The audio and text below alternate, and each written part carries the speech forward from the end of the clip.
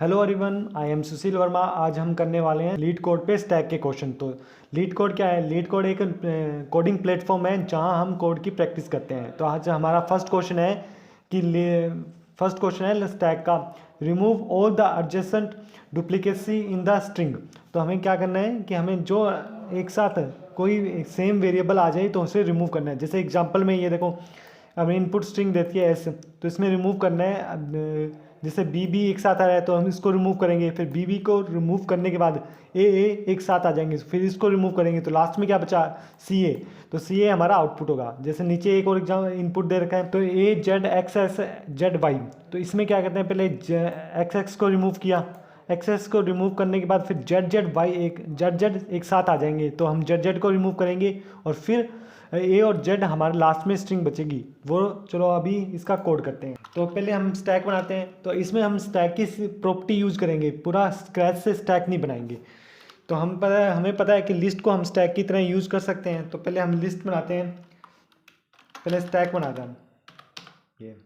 फिर हमें एक एक करके इस वेरिएबल को, जो स्ट्रिंग के वेरिएबल हैं, तो हम उसको एक्सेस करेंगे। जैसे फॉर आई इन एस। अब चेक कर रहे हैं, अब क्या करेंगे, अब चेक करेंगे कि इफ़ स्टैक पहले एम्प्टी नहीं होना चाहिए, क्योंकि पहली बार तो स्टैक एम्प्टी है ना, तो उसमें तो हम पहले अपेंड करेंगे फिर चेक करेंगे। पहली कंडीशन है स्टैक एम्प्टी नहीं होना चाहिए, एंड उसके साथ क्या होना चाहिए, जो आई है ना वो स्टैक है ना उसका लास्ट एलिमेंट कौन सा होता है? आई। ये ऐसे निकालते हैं लास्ट एलिमेंट -1 करके। तो ये -1 मतलब लास्ट एलिमेंट स्टैक का दोनों बराबर होना चाहिए। तो बराबर होने के बाद क्या करेंगे हम, तो बराबर होने पे क्या करते हैं, हम पॉप कर देंगे। तो स्टैक में से पॉप कर देंगे।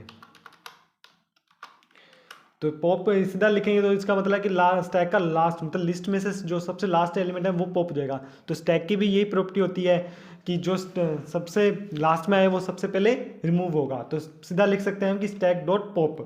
अगर वो ये कंडीशन सेटिस्फाई ना हो एल्स, तो क्या करो, तो इसमें करो, जब स्टैक में ये कंडीशन होगी नहीं तो हम इसमें अपेंड कर देंगे। अपेंड क्या करना है? आई।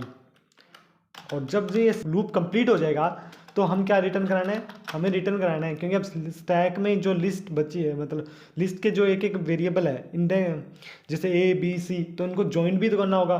तो हमें एक ज्वाइन फंक्शन, ज्वाइन जो लिस्ट का मेथड है हम वो यूज करेंगे इनबिल्ट, ज्वाइन और किसको? लिस्ट को, स्टैक को। तो अब इसको रन करके देखते हैं। ये देखो हमारे सारे केस पास हो गए हैं। फर्स्ट और दो केस दे रखे थे, ये दोनों पास हो गए। अब इसमें सबमिट करते हैं। जो रिमेंडिंग जो हमें दिख नहीं रहे वो सारे केस देखते हैं। ये लो हमारे सारे केस पास हो गए। हमें रन टाइम कितना लगा? 48 मिली सेकेंड्स और बेस्ट 91.19। तो ये हमारा फर्स्ट क्वेश्चन था। ये हमारा आज लीड कोड का सेकंड क्वेश्चन है, remove all the adjacent duplicates in the string. ये पिछले वाले क्वेश्चन से सिमिलर है, बस इसमें ये क्या है कि पहले हम ये देख रहे थे कि दो डुप्लीकेट आ रहे हैं साथ में तो इसे रिमूव कर रहे थे। पर अब इसमें ये बताया है कि अब इसमें के दे रखा है, के एक इंटीजर है। के बोल रहा है, के बता रहा है कि अगर कोई दो, अगर इसमें जैसे के 2 है 2 है, तो इसमें मतलब कोई 2 वैल्यू एडजेसेंट है तो रिमूव करना। जैसे इसमें के 3 है तो इसमें बोल रहा है कोई वेरिएबल, कोई अल्फ़ाबेट कंटिन्यूटली 3 टाइम एक साथ आ रहा है तो उसे रिमूव करना। जैसे इसमें कोई भी 2 एक साथ नहीं आ रहा, इसमें 3 एक साथ आ रहे हैं, जैसे टी तब हमने इसको पूरे को रिमूव करना है। फिर क्या आया? सी सी आया, फिर इसको रिमूव करना है। फिर बी बी एक साथ हो जाएंगे, 3 एक साथ हो जाएंगे तो इसको रिमूव करना है। फिर डी एक साथ हो जाएंगे तो इसको रिमूव करना है। लास्ट में हमारे पास ए बचेगा। तो ये भी प्रॉब्लम स्टैक से सॉल्व करेंगे हम। पर देखो हम इसमें पिछले वाले स्टैक में हम क्या करते थे, पिछले वाले क्वेश्चन में हमने किया था कि एक वेरिएबल उसमें स्टैक में डाला और लास्ट वाले एलिमेंट से हम चेक कर लेते कि एलिमेंट है या नहीं। पर इसमें हम चेक करना कैसे करेंगे कि पिछले 3 वेरिएबल सेम वेरिएबल हैं या नहीं। चलो ये वाला हमने एग्जांपल दिया, तो हम क्या करेंगे, पहले स्टैक में डी डाला तो बोला डी डाल दिया, पर इसके साथ हम क्या डालेंगे, ये 1 टाइम आया है। फिर ई आया तो हम स्टैक में क्या डालेंगे? ई। फिर क्या बोलेंगे? 1 टाइम आया, फिर से ई आया, फिर से ई आया तो इसको हम और नहीं डालेंगे, इसको इंक्रीज कर देंगे, 2 टाइम आ गया।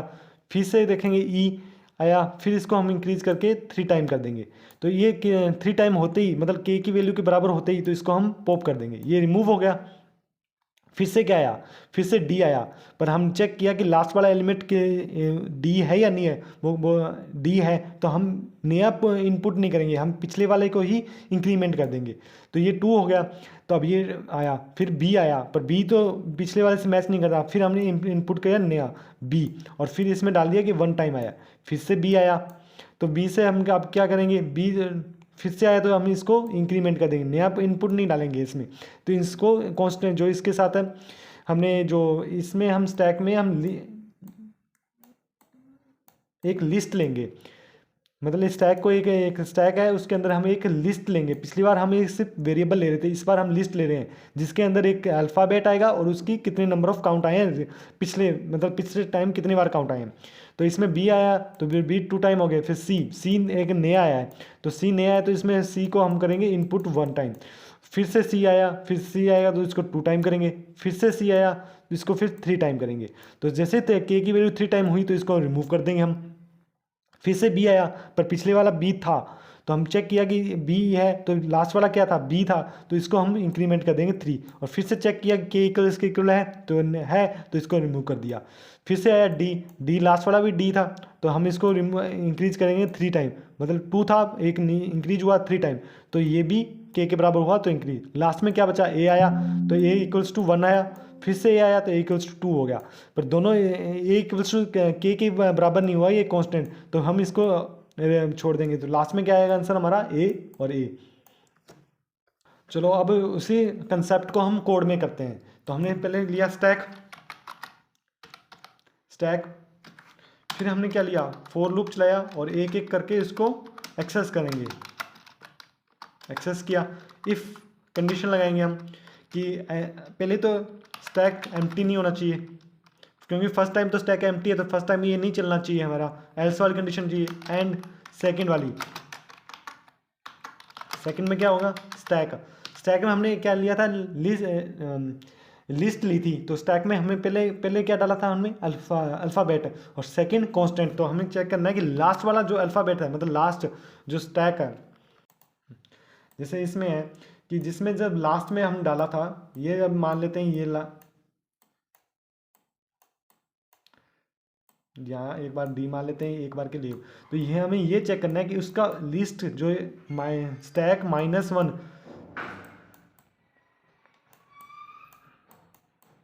स्टैक -1 तो ये पूरी लिस्ट देगा, पर हमें क्या चाहिए, इस लिस्ट का जो फर्स्ट अल्फ़ाबेट है वही चेक करना है ना। तो हमें क्या करना होगा, इसका 0, हमें जो इस लिस्ट है, इसने हमें क्या दिया, एक लिस्ट, और इसने 0 ने क्या दिया हमें, वो अल्फ़ाबेट। तो हम यहाँ करेंगे 0, तो उस 0 करने के बाद हम चेक करेंगे कि वो अल्फ़ाबेट हमारे आई के बराबर है या नहीं।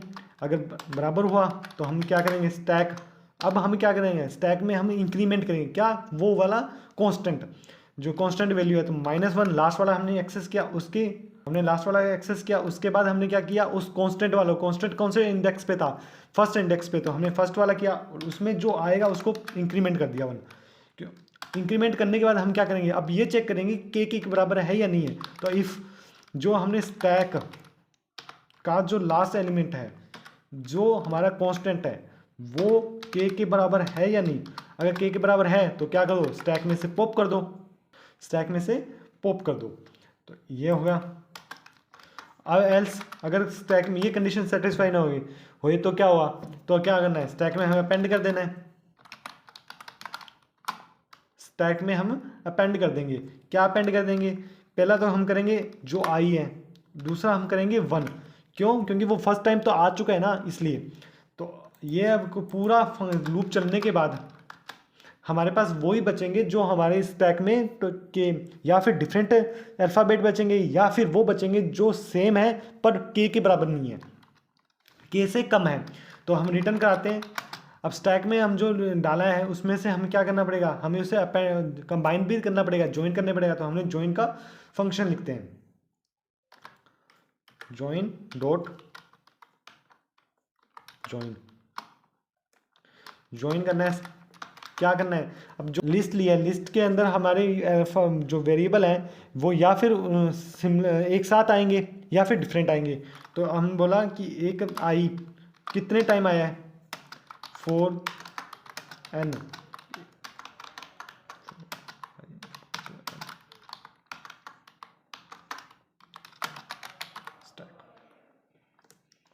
ये हमें क्या रिटर्न करेगा, ये करेगा कि जस्ट स्टैक में जो स्टैक हमेशा क्या रिटर्न करेगा, पहले तो एक लिस्ट रिटर्न करेगा। लिस्ट में दो वेरिएबल थे आई और एन।